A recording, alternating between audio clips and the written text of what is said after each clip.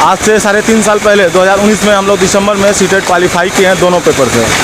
आखिर क्या वजह बन गया जो आप एक जो है लकड़ी के मिल में मजदूरी के तौर पे आप काम कर रहे हैं? घर की आर्थिक स्थिति है, सबको परिवार चलाना पड़ता है। हमारे माँ बाप उतना आर्थिक स्थिति से मजबूत नहीं है जो हम लोगों को अब यानी बचपन से लेकर बुढ़ापा तक कमा कर खिलाया है। माँ बाप हम लोगों का सोच रहा था कि बच्चा पढ़ लिख करके जॉब पा लेंगे तो हम लोगों का सहारा बनाए, लेकिन हम लोग उन्हीं का सहारा से अभी तक जी रहे हैं। ये जो मिल है आपका खुद का है या फिर नहीं, दूसरे का मिल है, उसमें हम मजदूरी कर रहे हैं। मजदूरी कितना रुपए मिलता है? 250-300 रुपया मिल ही जाता है। 250-300 रुपए में क्या आपका पूरा परिवार चल जाता है? अभी का दौर में तो संभव नहीं है, फिर भी किसी तरह करना पड़ता है। बेरोजगारी से थोड़ा सा जूझने के लिए थोड़ा मोड़ा मेहनत मजदूरी कर लेते हैं, क्या करें। बीएड जो कहते हैं ज़मीन बेच करके हम कहते हैं, 2 कट्ठा ज़मीन बेच करके उस समय हम लोग बीएड किए थे। अगर आप भी एक सरकारी शिक्षक बनना चाहते हैं तो आप जानते होंगे कि बिहार में सरकारी शिक्षक बनने के लिए 1 क्लास से लेकर के यानी बीए यानी इंटर, मैट्रिक, बीएड, उसके बाद जो होता है सीटेट क्वालिफाई करना पड़ता है। उसके बाद फिर यहाँ पर नौकरी मिलता है। एक गार्जियन अपने बच्चे को 1 क्लास से लेकर के जो है सीटेट तक क्वालिफाई करवाता है, उसके बाद भी अगर नौकरी नहीं करते मिलता है तो फिर वो क्या करे।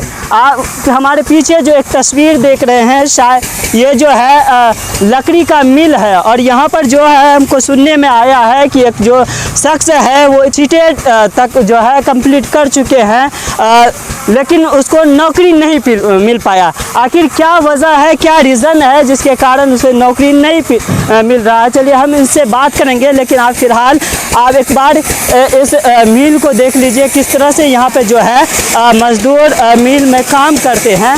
और आप देख सकते हैं, शायद हमको ये सुनने में आया है जो शख्स है जो व्यक्ति सीटेट क्वालिफाई किए हुए हैं, ये मजदूरी के तौर पर यहाँ काम करते हैं।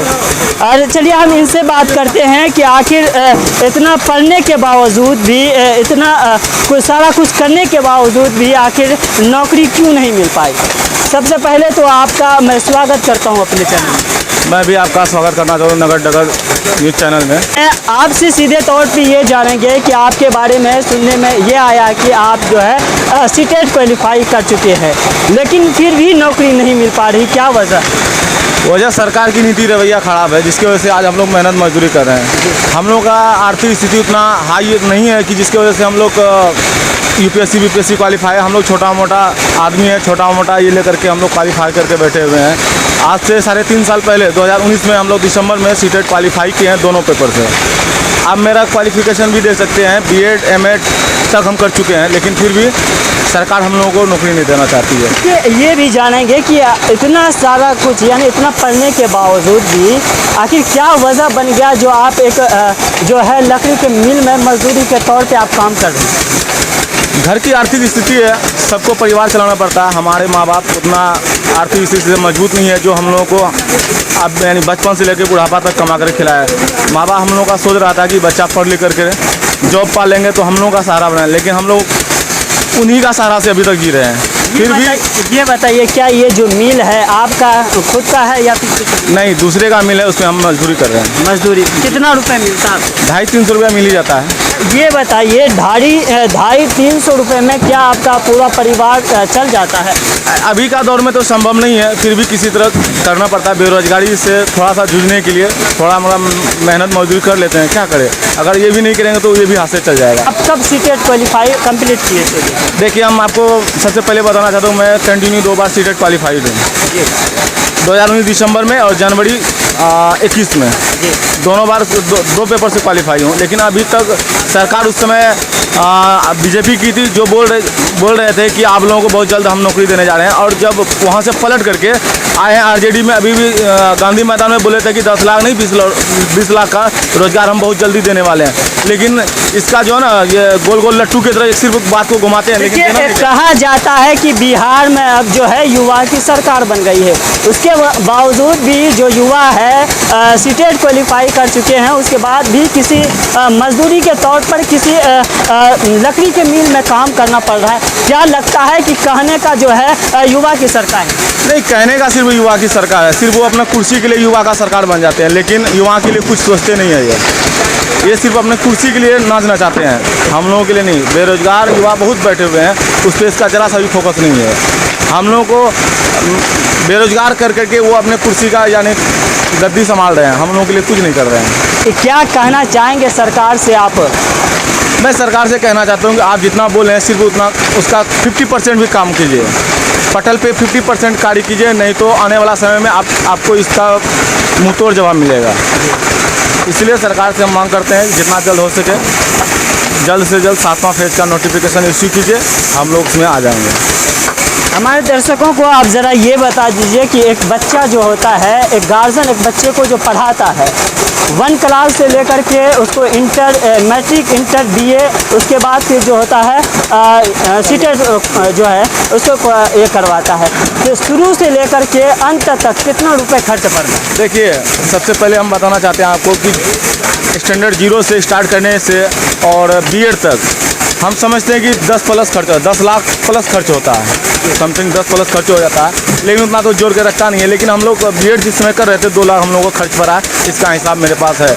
और बीएड जो कहते हैं ज़मीन बेच करके हम कहते 2 कट्ठा ज़मीन बेच करके उस समय हम लोग बीएड किए थे। ज़मीन बेच कर? जी, ज़मीन बेच करके किए हैं। देखिए, यही सच्चाई है बिहार का, क्योंकि हमने आपको पहले भी बताया कि अगर आप सरकारी शिक्षक बनना चाहते हैं तो आपको 0 क्लास से लेकर के मैट्रिक, इंटर यानी बीएड करने के बाद उसके बाद आपको सीटेट करना होगा। सीटेट करने के बावजूद भी आप देख सकते हैं जो व्यक्ति हमारे साथ था उन्होंने जो बताया, यानी एक बच्चा जो 0 क्लास से लेकर के सीटेट तक करता है, कम से कम गार्जियन उस पर यानी 10 लाख से 12 लाख तक खर्च करती है। लेकिन उसके बावजूद भी अगर नौकरी नहीं लगे तो फिर वो क्या करेंगे? क्या इसी तरह से किसी मिल में जाकर के या किसी दुकान में जाकर के मजदूरी के तौर पर वो काम करे?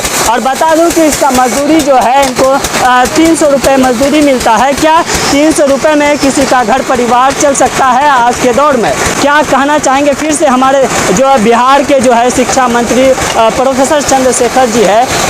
देखिए सर, हम प्रोफेसर चंद्रशेखर से भी बात किए थे, रानीगंज में आए थे। वो बोले कि हम लोगों की सरकार अभी बनी है, बहुत जल्द ही हम लोग इसका काम करने ले जा रहे हैं, आप लोगों की बहाली देने जा रहे हैं। लेकिन आज से लगभग 2-3 महीना होने वाले हैं, लेकिन अभी तक इस पर कोई एक्शन नहीं लिया जा रहा है। कैसे उसका बात माने हम लोग?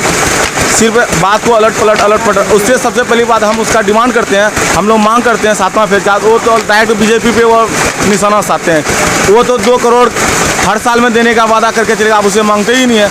भाई हम उससे मांगे तो आप क्यों बने? आप छोड़ दिए। कहीं न कहीं जो शिक्षा मंत्री है बात को घुमाकर जी बात को घुमाते हैं। वो सिर्फ ये बोलता है कि आप जाकर के बीजेपी से मांगिए, जो पहले यहाँ पे सरकार रहा, पहले जो मुख्यमंत्री रहा अभी भी तो वही मुख्यमंत्री है, उसको तो पता है। पहले बीजेपी में था, अभी आरजेडी में आ गया है। लेकिन ये लट्टू वाला बाबा जो है ना, बहुत बेकार है। हम लोग को ऐसा नहीं चाहिए, ऐसी सरकार से हम लोग पनाह मांगते हैं। देखिए, आप इस व्यक्ति से जो आप सुन रहे थे, इसको सुनने के बाद आपको लगा होगा कि बिहार में अगर आपको सरकारी शिक्षक बनना है तो कम से कम आपके पास 10 से 12 लाख रुपए रहनी चाहिए।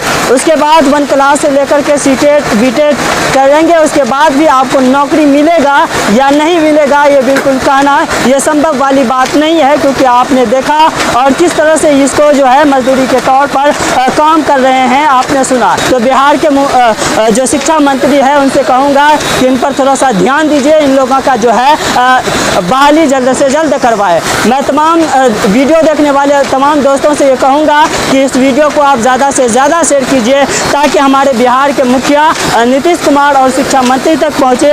उनको ये भी पता चले कि बिहार में तो बच्चे जो है गार्जियन अपने बच्चे को एक सपना लेकर के पढ़ाते हैं कि हमारे बच्चा पढ़ेंगे और एक शिक्षक बनेंगे, अच्छा शिक्षक बनेंगे। शिक्षक बनेगा तो हमारा दुख दर्द खत्म हो जाएगा।